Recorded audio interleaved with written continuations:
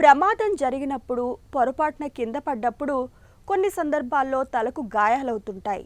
కొన్ని సందర్భాల్లో ఆ గాయాల ప్రభావం మన మెదడుపై చాలా తీవ్రంగా ఉంటుంది. ట్రామాటిక్ బ్రెయిన్ ఇంజురీ అలాంటిదే. గతంలో ట్రామాటిక్ బ్రెయిన్ ఇంజురీకి చికిత్సలు పరిమితంగానే ఉండేవి. కానీ ఆధునిక వైద్యంలో ఇటీవల కాలంలో వచ్చిన అత్యాధునిక అడ్వాన్స్డ్ న్యూరో సర్జరీ పద్ధతులు, ఏఐ ఆధారిత స్కానింగ్లు, రిహాబిలిటేషన్ చికిత్సలు ఇవన్నీ ట్రామాటిక్ బ్రెయిన్ గాయాలకు చక్కగా చికిత్స చేయడమే కాదు, జీవన ప్రమాణాలను కూడా పెంచుతున్నాయి.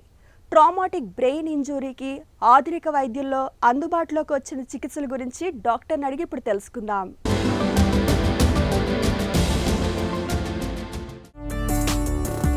ట్రామాటిక్ బ్రెయిన్ ఇంజురీ అంటే ఏంటి? ఇది ఎంత ప్రమాదకరం? ట్రామాటిక్ బ్రెయిన్ ఇంజరీకి పేర్లోని ట్రామా వల్ల బ్రెయిన్ ఇంజరీ అయింది. ట్రామాటిక్ బ్రెయిన్ ఇంజరీ ఒక్కసారి వస్తే దాని consequences are very very bad. Especially దాన్ని మైల్డ్, మోడరేట్, సివియర్ అని డివైడ్ చేస్తాము. మైల్డ్ ఈజ్ అంటే పేషెంట్ ఓరియంటెడ్, అంటే టైం, ప్లేస్, పర్సన్కి ఓరియంట్ అయి ఉంటారు. మోడరేట్ స్లోగా వాళ్ళ కాన్షియస్నెస్ పోయి ఉంటుంది. అదే సివియర్కి they're on ventilator, very bad injury. ఇక్కడ ఇంజరీ కన్నా ఇంజరీ నుంచి బయటపడ్డాక consequences are very bad. So if you are a severe injury, you should always make sure that you avoid injury by keeping a helmet or seat belt. మెదడు గాయాల నిర్ధారణలో కొత్తగా వచ్చిన మార్పులేంటి? మన ఇండియాలో మనం ఎంతవరకు చూస్తాము? తలకు దెబ్బ తగిలిందా, మనం మందులు ఇచ్చామా, నడుస్తుండు కదా, తింటుండు కదా, గుర్తుపడుతుండు కదా, ఇంటికి వెళ్ళిపో, ఏం ప్రాబ్లం లేదు. బట్ ఇదే మనిషి రేపు వెళ్ళి వాడు పని చేయాలి. ఒక bank employee has come with a small, sir ఇంటి దగ్గర ఇట్లా స్కిడ్ అయి పడ్డాను, నాకు ఇన్సూరెన్స్ ఉంది, నేను అడ్మిట్ చేయండి సార్ హెడేక్ వస్తుందని. స్కాన్ చేస్తే స్కాన్ ఈజ్ అబ్సల్యూట్లీ నార్మల్. ఒక 2 days ఉంది, హెడేక్ తగ్గిపోయింది. Now after 1 month wife brings in, sir ఈ మధ్య అసలు కాన్సన్ట్రేట్ చేయట్లేదు, గుర్తుండట్లేదు, ఏం చేసినా ఆయన క్యాషియర్ సార్ బ్యాంక్లో, ఇప్పుడు క్యాలిక్యులేషన్ ఎబిలిటీ పోయింది, ఆయన ఉద్యోగం తీసేస్తా అంటున్నారు, మేమందరం రోడ్ మీద పడిపోతాము, ఏదో ఒకటి హెల్ప్ చేయండి సార్ అని. సో స్కాన్ నార్మలే ఉంది, but the impact is bad. Then we have done an ఎంఆర్ఐలో ఏముంది, చిన్న ఇట్లా ఎక్కడైతే మన లెఫ్ట్ సైడెడ్ క్యాలిక్యులేషన్ ఎబిలిటీ ఇవన్నీ ఉంటాయో అక్కడ అట్లా గీరికపోయినట్టు ఉంది అంతే. So now the newer trend in the treatment of traumatic brain injury ఏంటంటే, మీ కాగ్నిటివ్ ఇంపైర్మెంట్ ఎంత వస్తుంది. మనం మ్యాక్సిమం అరే బతికాడు పోమ్మా, ఏం పర్లేదు, తర్వాత చూసుకోవచ్చు కన్నా మళ్ళీ ఫాలోఅప్కి పిలిచి ఆయన రెగ్యులర్ ఎంతవరకు మెమరీ డిస్టర్బెన్స్ ఉంది, ఆయన రోజువారీ పని చేసుకోగలుగుతున్నాడా, ఫిట్స్ వస్తున్నాయా, వాపు తగ్గే ఉన్నాయా, రెగ్యులర్గా మెడిసిన్స్ ఏముంది, this is what we concentrate now. మెదడు గాయాలకు చికిత్సల విషయంలో పర్సనలైజ్డ్ ట్రీట్మెంట్ అంటే ఏంటి? ట్రామాటిక్ బ్రెయిన్ ఇంజరీలో 2 ఆప్షన్స్ సార్. ఒకటి మందులు ఇచ్చి చూడాలి, రెండోది ఆపరేషన్ చేయాలి. మైల్డ్గా ఉన్నప్పుడు ఆపరేషన్ అవసరం లేనప్పుడు మందులు ఇచ్చి ఫిట్స్ రాకుండా, బ్లీడింగ్ పెరగకుండా, కాల్చే వీక్ అవ్వకుండా, వెంటిలేటర్ మీద పోకుండా ఇవన్నీ చేసి మందులు ఇస్తాం. మెల్లమెల్ల పెరుగుతుంటే ఇబ్బంది అవుతుంది సార్, వచ్చేవరకే సీరియస్ ఉన్నారు, వచ్చేవరకే బాగా బ్లీడ్ అయిపోయింది, దెన్ వీ డూ సర్జరీ అన్నప్పుడు బోన్ ఫ్లాప్ తీసేసి అక్కడున్న బ్లడ్ తీసేసి థోడా ప్రెషర్ తగ్గుతుంది. ఎందుకు ప్రెషర్ తగ్గియాలి? మందులతో తగ్గియచ్చు కదా సార్, ప్రెషరే ఆపరేషన్ చేసి ఎందుకు తగ్గియాలి అంటే, ప్రెషర్ చాలా షాంపెయిన్ బాటిల్ ఊపి ఓపెన్ చేస్తే ఎంత ప్రెషర్ అవుతుందో, తెగకు దెబ్బ తగిలినప్పుడు లోపల బ్లీడింగ్ అయినా, వాపు పెరిగినా సివియర్ ప్రెషర్ పెరిగిపోతుంది. ఆ ప్రెషర్ పెరిగినప్పుడు లోపల ఉన్న చిన్న మెదడు అంటే మనకు తెలియకుండా, మన ఆధీనం లేకుండా ఒక పార్ట్ పనిచేస్తూ ఉంటుంది. ఆ ప్రెషర్ పెరిగి దాన్ని ప్రెస్ చేసేస్తుంది. సో ఇక్కడ ఒక బోన్ ఫ్లాప్ తీసేస్తే ఆ ప్రెషర్ తగ్గిపోయి, కొన్నిసార్లు అప్పుడే బ్లడ్ తీసేస్తే ఆ స్ట్రెస్ తగ్గిపోయి బయటపడతారనే హోప్. ట్రామాటిక్ బ్రెయిన్ ఇంజురీ చికిత్సలో stem cell therapy, neuro protective drugs ఎంతవరకు ఉపయోగపడుతున్నాయి?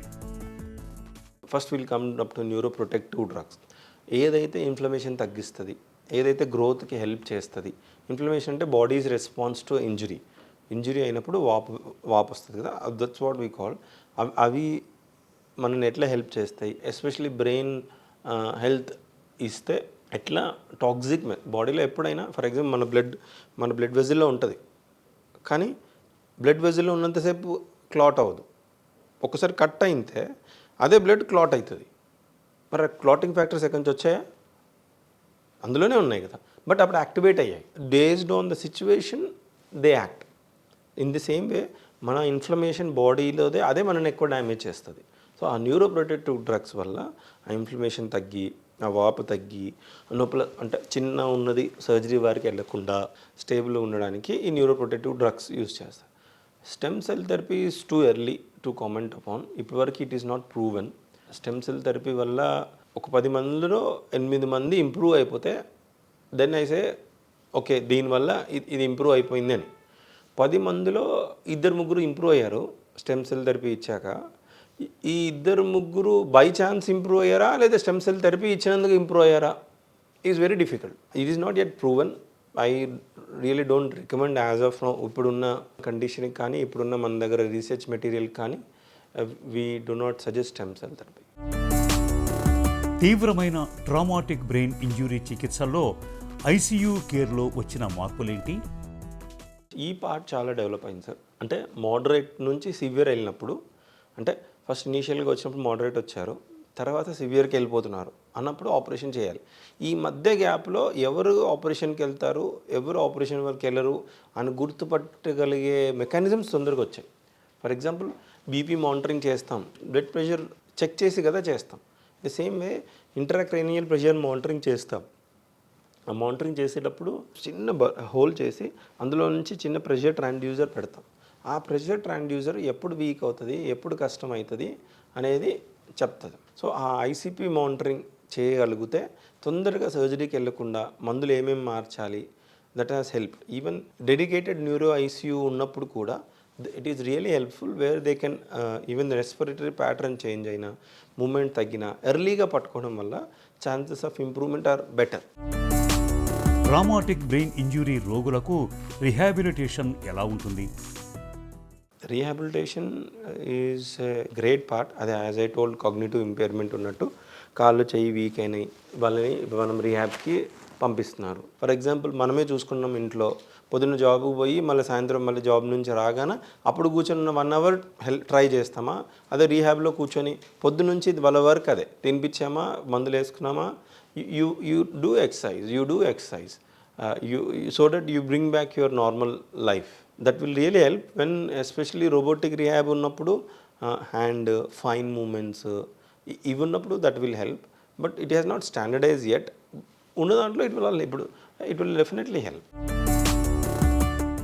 ట్రామాటిక్ బ్రెయిన్ గాయాలను వెంటనే గుర్తించడానికి లేదా భవిష్యత్తులో ప్రమాదాన్ని అంచనా వేయటానికి కొత్తగా పరీక్షలు ఏమైనా వచ్చాయా? సీరం బయోమార్కర్స్ అండ్ టెస్ట్ వచ్చాయి సార్.